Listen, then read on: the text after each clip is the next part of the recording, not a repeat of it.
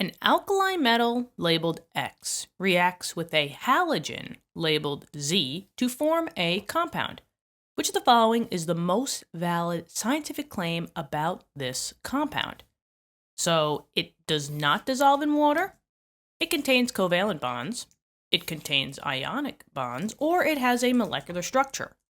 Okay, so a little bit of background information, right? Some of this should be a review if you're up to this part in your chemistry course. We have X coming in with Z. And we know that X is a alkali metal. And the review part of this is knowing where your alkali metals are on the periodic table.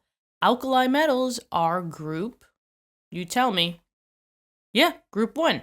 Also, you could know this as 1A. Halogens, as a review, where are halogens on the periodic table? You guessed it, it's group 7. So that's VII. Or you could know it as 7A. But we have a metal,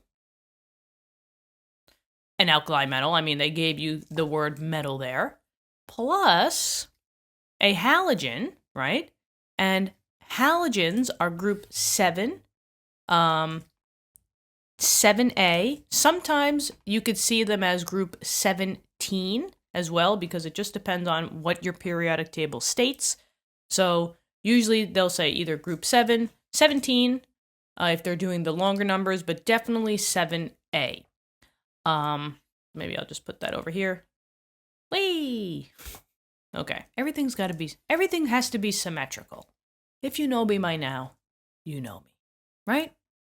Anyway, so we have an alkali metal and halogens, since we're all the way over to the right on the periodic table. I mean, group 17, there's a total of 18 groups in total.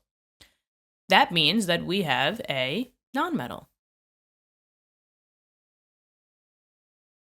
And any time that you have a metal coming in with a nonmetal, the general consensus is that a metal plus a nonmetal, especially an alkali metal with a halogen, these electronegativity differences are going to be so great that this is ionic. So metals and nonmetals, 99% of the chance, of course, there's exceptions, but 99% of the time, metals and nonmetals form ionic bonds. They do not form covalent bonds. So we already come to the answer. It contains ionic bonds. Just to pinpoint some things, because it's always great to know the correct answer, but knowing also why the incorrect ones are not correct. It conveys covalent bonds. I took these two words, I saw them, and I just made my own word. It contains covalent bonds. Generally, if you have just covalent bonds, you would have a nonmetal plus a nonmetal. But since we have a metal in here, it can't be covalent bonds. And just know that the general consensus is that for ionic bonds do dissolve in water. They are soluble in water majority of the time, especially if you have an alkali metal, you're definitely going to be soluble in water.